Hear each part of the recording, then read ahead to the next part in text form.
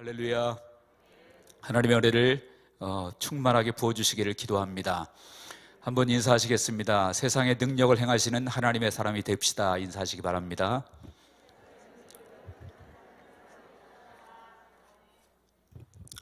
자, 오늘 말씀의 제목이 세상 앞에서 신 같은 사람, 이런 제목으로 함께 은혜를 나누고자 합니다. 제목만 보면 약간 좀 이상할 수도 있겠다 싶은 생각이 듭니다. 혹시 이단 아닌가 이런 생각을 혹시 하실 분이 계실지 모르겠는데, 분명한 것은 하나님은 지금도 오늘 본문 1절에 보면 그런 말씀이 있죠. 여호와께서 모세에게 이르시되 볼지어다 내가 너를 바로에게 신같이 되게 하였은즉, 모세를 바로에게 보내시면서 하나님께서 바로에게 신과 같이 되게 하겠다라고 이렇게 이야기하고 있습니다.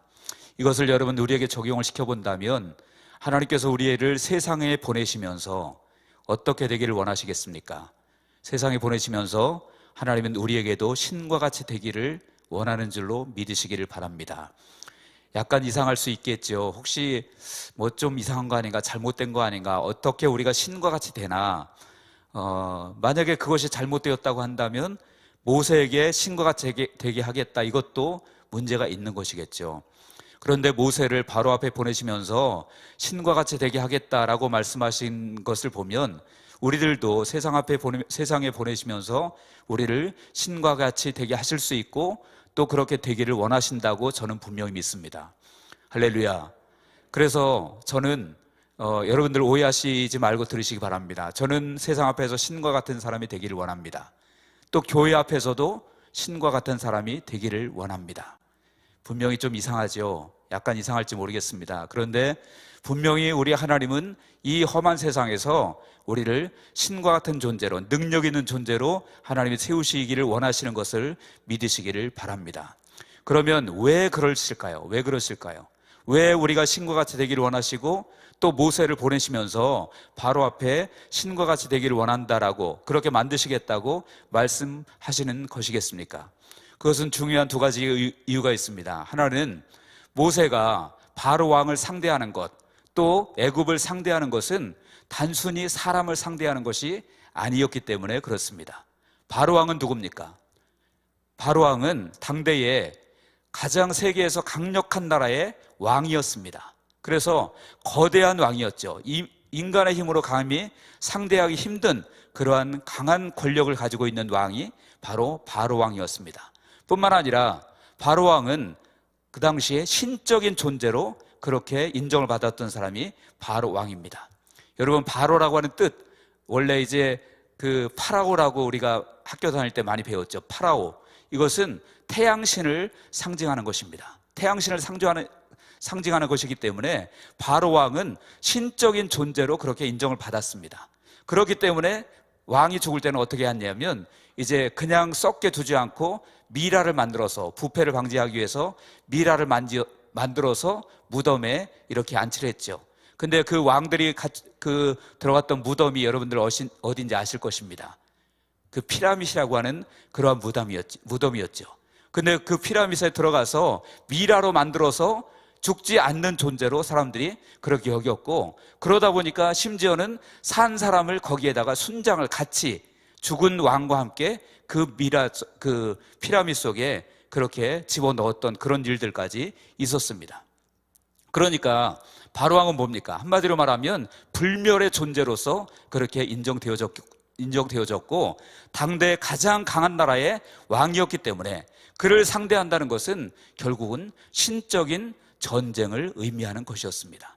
그렇기 때문에 모세에게 바로에게 보내시면서 이제 너를 신과 같이 되게 하겠다라고 말씀하신 것입니다. 그리고 뿐만 아니라 하나님께서 이스라엘 백성들을 출애굽하게 하실 때 10가지 재앙을 애굽에 내리죠.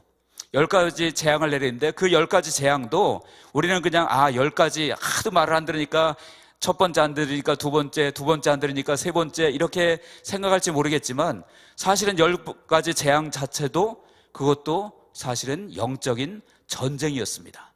왜냐하면 그 10가지 재앙 자체가 모든 것이 무엇이었냐면 그들이 섬겼던 우상과 관계가 있었기 때문에 그렇습니다. 그래서 지금 10가지를 다 설명할 수는 없지만 이제 두 가지만 말씀드리면, 첫 번째 재앙이 무엇이었습니까? 애굽의 나일강이 피로 변하는 그러한 저주였죠. 그런데 그 애굽 백성들은 나일강 자체도 우상이었습니다. 그 나일강의 신이라고 하는 신이 어떤 신이었냐면 하피 신, 그리고 오시리스라고 하는 그런 신이었는데, 그 신들이 상징하는 것은 무엇이냐면 풍요의 신이었습니다. 그러니까 나일강에 있는 신들이 우리에게 풍요를 가져다 준다, 이렇게 믿었다는 것이죠. 그래서 첫 번째 재앙이 무엇이었습니까? 그 나일강을 피로 바꾸는 것. 다시 말하면 하나님께서 나일강을 피로 바꾸심으로, 피로 변하게 하심으로 말미암아 나일강의 신이 헛된 것이라는 것을 하나님께서 모세를 통해서 보여주신 것이죠. 그리고 두 번째는 개구리들이 다 사방에서 올라와서 왕궁에도 올라가고 침상에도 올라가고 그런 재앙을 내리십니다. 그런데 여러분, 그 개구리 신이 무엇인지 아십니까?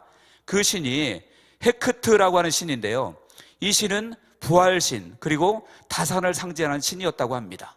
그래서 개구리, 여러분들 알을 보셨죠? 대부분들 보셨겠죠? 알이 어떻습니까? 많이 그 물가에 보면 개구리 알들이 굉장히 많잖아요. 그러니까 그런 것들이 다산을 상징하는 신이었단 말이에요. 그래서 그 개구리 신을 완전히 물리쳐버린 것도, 그것이 나중에 다 죽어서 악취가 나고 그렇게 되잖아요. 그러니까 이런 10가지의 모든 재앙들이 다 무엇입니까? 사실은 그들의 신들을 벌하는 그러한 전쟁이었다라는 것이죠. 민수기 33장 4절에 보면 그 내용이 나옵니다. 같이 한번 읽어보겠습니다. 민수기 33장 4절입니다. 다 같이 읽겠습니다. 시작.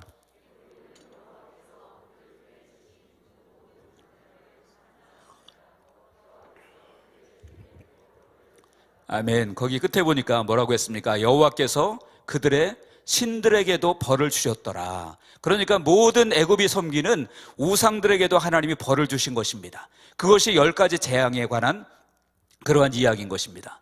그렇기 때문에 결국은 바로도 거대한 왕이었고 신적인 존재로 여김을 받았고, 그들이 섬겼던 많은 우상들이 있는데 그런 것들을 물리치는 능력을 주시기 위해서 모세를 그들 앞에 신과 같이 되게 하셨다라고 말씀하고 있는 것입니다. 또한 모세를 그들 앞에서 신과 같이 되게 하신 이유가 있습니다. 그것은 무엇이냐면 백성들로 하여금, 애굽 백성들로 하여금 하나님을, 여호와를 알게 하시기 위해서 그렇게 하셨다라고 말합니다. 본문 5절을 보시기 바랍니다. 본문 5절에 보면 그렇게 되어 있죠. 내가 내 손을 애굽 위에 펴서 이스라엘 자손을 그 땅에서 인도하여 낼 때에야 애굽 사람이 나를 여호와인 줄 알리라 하매. 그러니까 하나님의 능력을 그들이 보아야 하나님이 여호와이신 줄 알게 된다. 그런데 하나님의 능력을 누구를 통해서 행하시기를 원하셨습니까? 모세를 통해서 그 일을 하시기를 원하셨다라는 거예요. 그렇기 때문에 모세를 애굽 앞에, 바로 앞에 신과 같이 되게 하셨다라고 말씀하고 있는 것입니다. 지금 7장 5절을 읽었는데 7장 5절뿐만 아니라 하나님은 모든 기적을 행하는 과정 속에서 항상 그 목적을 뭐라고 말씀하고 있냐면 내가 여호와인 줄을 그들이 알게 하기 위해서 그렇게 하셨다라고 말합니다. 출애굽기 8장 22절에도 그날에 나는 내 백성이 거주하는 고센 땅을 구별하여 그곳에는 파리가 없게 하리니 이로 말미암아 이 땅에서 내가 여호와인 줄을 내가 알게 될 것이라 그랬습니다. 하나님은 모든 기적을, 재앙을 그들에게 행하실 때마다 하나님께서 말씀하신 것이 그 애굽 백성들로 하여금 하나님이 누구인 줄을, 여호와인 줄을 알게 하기 위해서 그들에게 재앙을 내리셨다. 그리고 그 일을 누구를 통해서 이루셨다는 것입니까? 바로 모세를 통해서 그 일을 이루셨다라고 말씀하고 있는 것입니다. 이처럼 하나님은 모세를 그들 앞에 신과 같이 되게 하신 이유는 바로 그들 신적 전쟁, 영적인 전쟁에서 모세가 능력으로 승리하게 하기 위해서 모세를 신과 같이 되게 하셨다라고 말씀합니다. 그리고 그렇게 잔인했던 애굽 백성들, 그 거대했던 바로 왕에게 하나님이 여호와이신 것을, 하나님이신 것을 알게 하기 위해서 바로 앞에 모세를 신과 같이 되게 하셨다라고 말씀하고 있는 것입니다. 이것을 다른 말로 말하면 사실은 모세 자체가 영광을 받게 하기 위해서가 아니라 누가 영광을 받으시기 위함일까요? 하나님께서 모세를 통해서 하나님의 일을 감당케 하심으로 애굽 백성들이 하나님께서 하나님이심을, 여호와이심을 알게 하시고 그를 통해서 하나님이 영광을 받으시기 위해서 모세를 신과 같이 되게 하셨다라고 말씀하고 있는 것입니다. 그렇다면 여러분, 지금도 마찬가지입니다. 지금도 세상 앞에서 신 같은 사람이 필요할까요? 필요하지 않을까요? 지금도 세상 앞에서 신과 같은 사람이 필요한 줄로 믿으시기를 바랍니다. 왜 그러냐면 지금도 그 바로가 있던 그 시대와 거의 똑같기 때문에 그렇습니다. 세상이라는 거대한 벽이 우리에게 놓여져 있습니다. 바로처럼 정말 우리가 넘볼 수 없을 만큼 강력한 세상이 우리 앞을 가로막고 있죠. 그리고 세상 사람들은 하나님을 알지 못하고 하나님을 무시하고 교회를 우습게 알고 이러한 일들이 지금 세상에서 얼마나 많이 일어나고 있습니까? 그렇기 때문에 하나님은 저를, 그리고 여러분들을, 그리고 우리 교회를 세상 앞에 신 같은 존재가 되기를 원하시는 줄로 믿으시기를 바랍니다. 그래서 하나님은 지금도 그런 사람들을 찾고 계시는 거예요. 여러분, 우리를 한번 돌이켜보시기 바랍니다. 저나 여러분이나 우리 교회나 과연 세상 앞에 신 같은 존재로 지금 살고 있습니까? 그런 역할을 하고 있습니까? 오히려 정말로 모세도 처음에 그랬잖아요. 바로 앞에 하나님이 가라고 말씀하실 때 모세가 그렇게 얘기하죠. 나는 못 갑니다. 나 같은 사람이 어떻게 갑니까? 나는 말도 못하고 나는 정말 아무 능력이 없는데 내가 어떻게 갑니까? 이렇게 모세가 처음에 계속 거절하죠. 우리의 모습이 딱 그런 모습처럼 느낄 때가 없습니까? 너무 작아 보여요. 세상은 너무나 커 보이고 우리는 너무나 작아 보이고 교회는 아무런 힘이 없는 것처럼 보이고 세상 사람들이 욕을 하고 조롱을 해도 우리가 그들에게 마땅히 대항할 어떤 능력도 없는 것 같고 그런 것처럼 보이는 것이 지금 우리가 사는 이 세상인 것처럼 우리가 느껴집니다. 여러분, 분명히 기억하시기 바랍니다.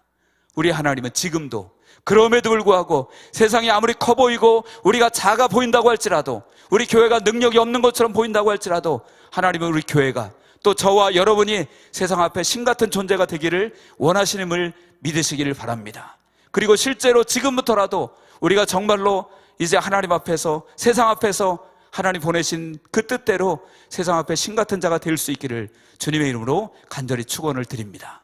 그렇다면 문제는 어떻게 하면 그렇게 될 수 있느냐 하는 것입니다.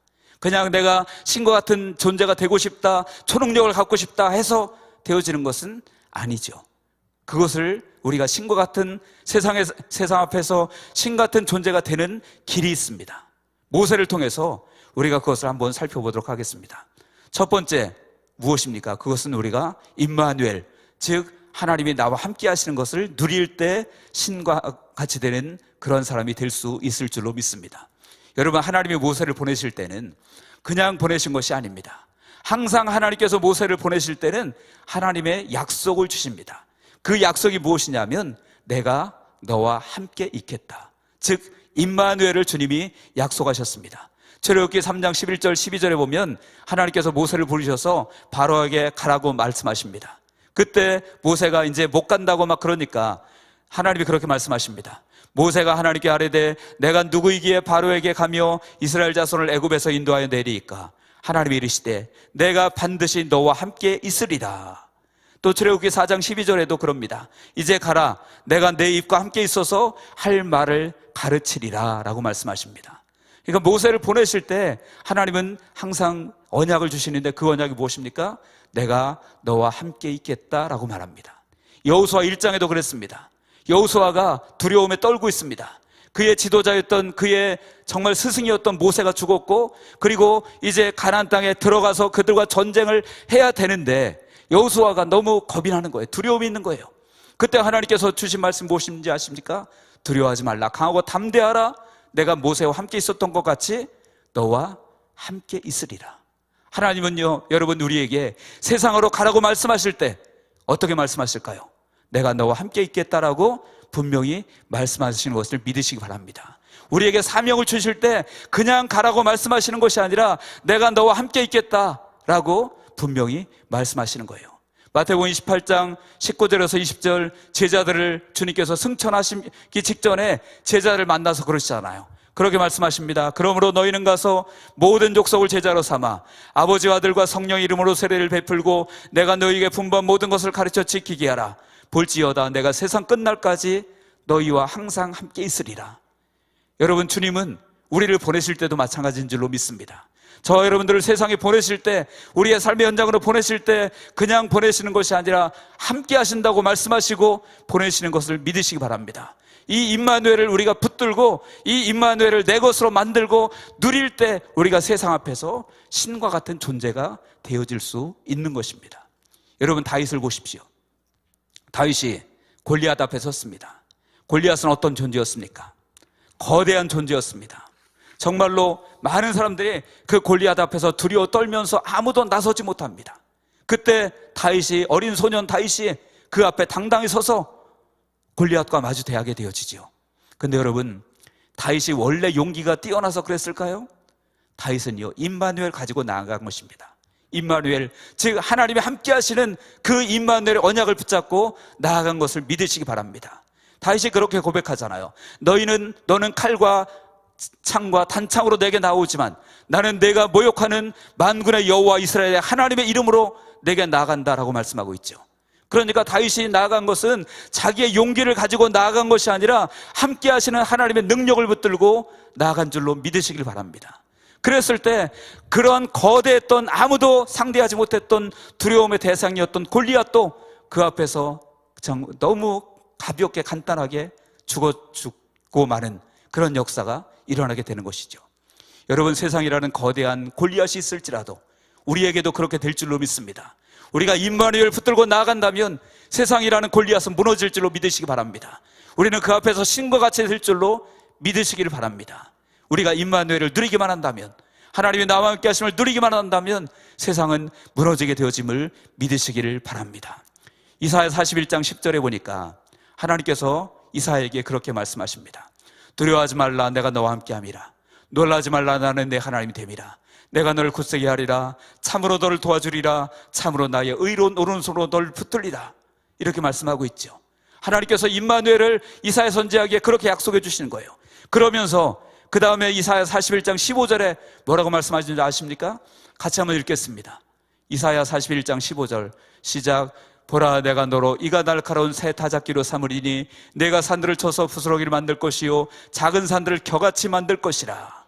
이제 41장 10절에서 두려워하지 말라, 내가 너와 함께함이라. 놀라지 말라, 나는 내 하나님이 됨이라. 내가 너를 굳세게 하리라. 참으로 너를 도와주리라. 참으로 나의 의로운 오른손으로 너를 붙들리라. 이렇게 말씀하신 다음에 15절에 그러는 거예요. 내가 너를 이가 날카로운 새 타작기로 삼으리니 내가 산들을 쳐서 부스러기를 만들 것이고 작은 산들을 겨로 만들 것이라. 우리 앞에 여러분들 산들과 같은 거대한 장벽이 있을 수 있습니다. 작은 산들, 크고 작은 장애물들, 거대한 벽들이 우리에게 있을 수 있지만 우리가 임마누엘 붙들고 나간다면 그것들이 부스러기가 될 것이고 겨가 될 것이라고 주님이 말씀하고 있음을 믿으시기 바랍니다. 다시 말하면 우리가 그 거대한 세상 앞에서 임마누엘 붙들고 나간다면 신과 같은 그런 능력 있는 존재가 된다라고 말씀하고 있습니다. 임마누엘 붙들고 승리하시는 저 여러분들 되어지기를 주님의 이름으로 축원드립니다. 두 번째로 우리가 세상 앞에서 신과 같이 되는 존재가 될 수 있는 것은 무엇입니까? 바로 성령의 능력으로 무장할 때입니다. 성령의 능력으로 무장할 때. 스가랴 4장 6절 7절입니다.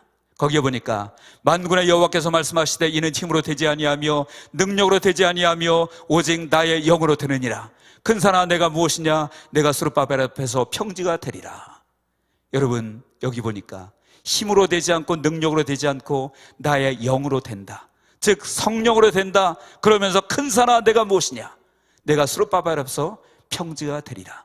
여러분, 우리 앞에 큰 산들, 엄청난 거대한 산들이 있을지라도 성령의 능력이 임하면 그것들이 평지가 되어짐을 믿으시기를 바랍니다. 우리가 성령의 능력이 임하면 아무리 거대한 것이 있다고 할지라도 그것들이 아까도 말씀드린 것처럼 겨처럼 부스러기처럼 되어지고 평지가 되어진다고 주님께서 말씀하고 있는 것입니다. 예수님께서도 말씀하십니다. 요한복음 14장 12절에 보니까 내가 진실로 진실로 너희에게 이르노니 나를 믿는 자는 내가 하는 일 그도 할 것이요 또한 그보다 더 큰 일도 하리니 이는 내가 아버지께로 감이니라 말씀하십니다. 주님께서 내가 한 일을 너희도 한다, 아니 그보다 더 큰 일도 한다 라고 말씀하십니다. 그러면서 이는 내가 아버지께로 감이라 라고 말씀하십니다. 내가 아버지께로 가는 것과 주님의 일을 감당하는 것, 더 큰 일을 감당하는 것 무슨 관계가 있을까요?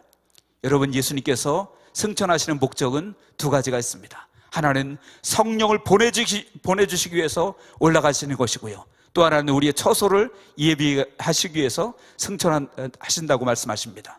다시 말하면 내가 아버지께로 감이라 라고 말씀하시는 것은 내가 아버지께로 가서 너희에게 성령을 보내주실 것이다. 그 성령을 너희가 받고 성령의 능력을 힘입으면 너희가 내가 하는 일을 할 것이고 그보다 더 큰 일도 할 것이라고 말씀하고 있는 것입니다. 그러므로 여러분들, 우리가 성령의 능력을 붙잡고 그 능력으로 행한다면 우리는 세상 앞에서 바로 같은 세상 앞에서 우리는 신과 같은 하나님의 사람이 될 수 있을 줄로 믿습니다. 마지막 세 번째입니다. 세상 앞에서 신과 같은 사람 어떻게 될 수 있을까요? 그것은 내가 하나님의 말씀을 받고 하나님의 말씀을 선포할 때입니다. 오늘 본문에 보면 하나님께서 모세에게 이제 뭐라고 말씀하시냐면 본문 2절에 보시기 바랍니다. 거기 보니까 내가 내게 명령한 바를 너는 내 형 아론에게 말하고 그는 바로에게 말하여 그에게 이스라엘 자손을 그 땅에서 내보내게 할지니라. 모세가 바로에게 가서 할 말이 무엇입니까? 모세가 바로에게 가서 할 말은 자기의 말을 하는 것이 아닙니다. 자기의 머리에서 나오는 말을 하는 것이 아닙니다. 정치적으로 계산해서 타협하는 것이 아니었습니다. 모세가 바로 앞에 가서 해야 될 말은 무엇입니까? 하나님이 주신 말씀을 전하는 것 뿐입니다. 우리에게도 마찬가지입니다. 여러분, 우리가 세상 앞에서 신과 같이 되는 가장 중요한 핵심 무엇일까요? 우리가 하나님의 말씀을 하나님의 말씀대로 선포하는 것인 줄로 믿으시기를 바랍니다. 내 생각이 들어가거나 타협하거나 어떤 인간의 꾀를 경험을 바탕으로 하는 얘기가 아니라 전적으로 하나님이 내게 주신 말씀, 하나님이 내게 말씀하라고 말씀하신 그 말씀을 선포할 때 세상 앞에 신과 같이 되어질 줄로 믿으시기를 바랍니다.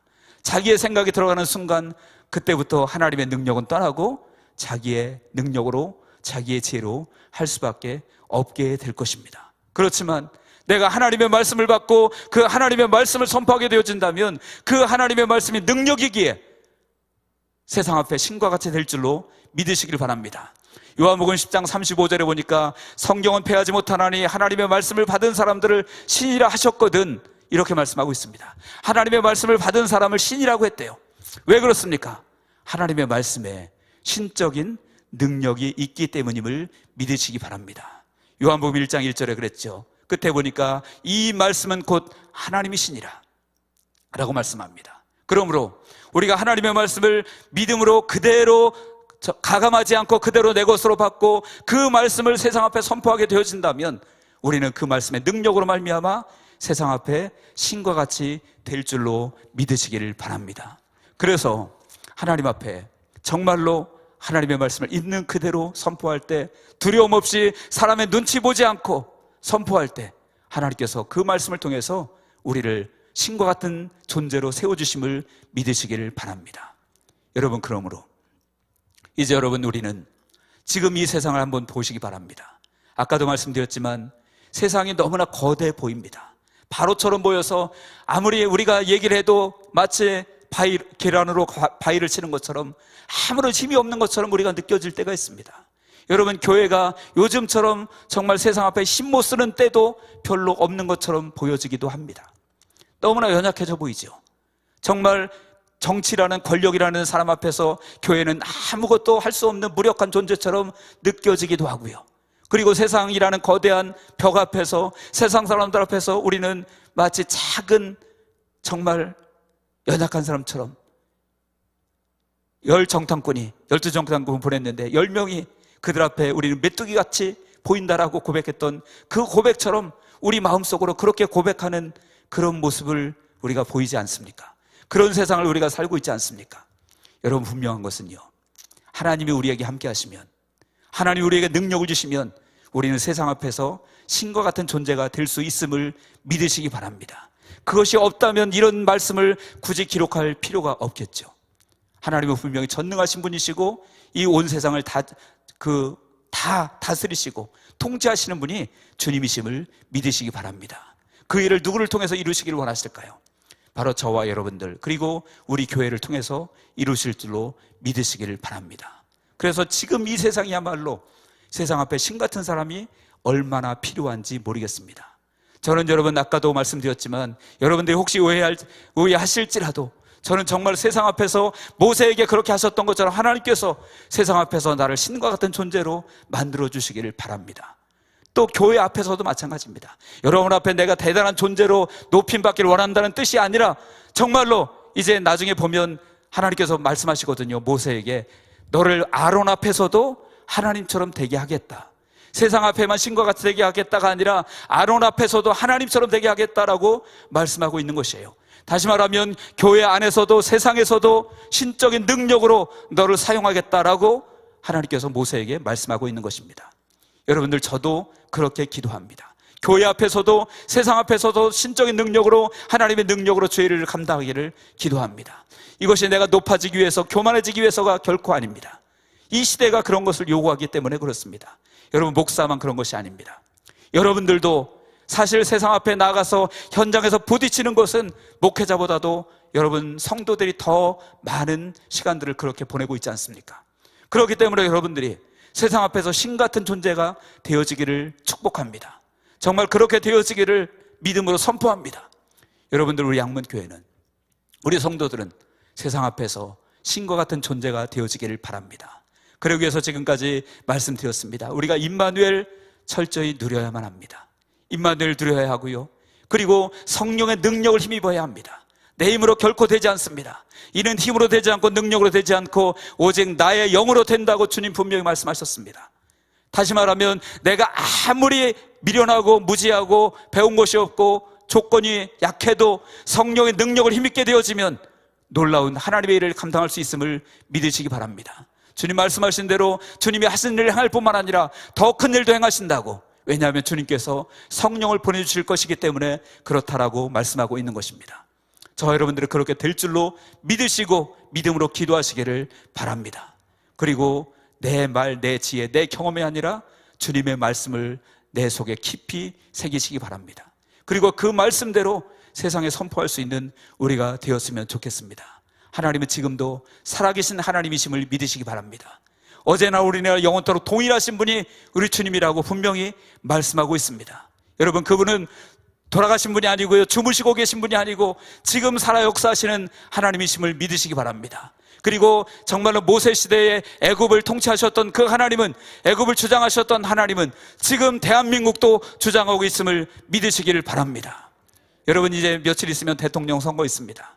여러분들 기도하시고 이제 투표하실 텐데, 누가 대통령이 되는 것 물론 원하는 바가 다 있으시겠지만 더 중요한 것은 누가 된다고 할지라도 우리 그리스도인들이 그들 앞에서 하나님처럼 된다면, 신처럼 된다면 누가 되든 세상은 하나님께서 유익하게 이루실 줄로 믿습니다.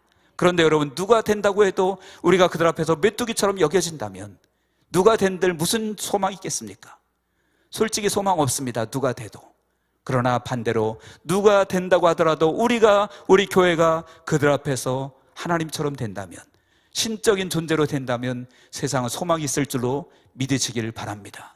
그래서 대통령 선거 위해서 기도하시고 정말 이 민족을 위해서 바르게 정치할 수 있는 사람 될 수 있도록 기도하시되, 그러나 그보다 더 중요한 것, 주님, 그들 앞에서 우리 교회가, 우리 그리스도인들이, 아니 내가 신과 같은 사람이 되기를 원합니다. 그렇게 될 수 있도록 도와주십시오. 이렇게 기도하시는 우리 모두가 되어지기를 주님의 이름으로 간절히 축복하며 기도합니다.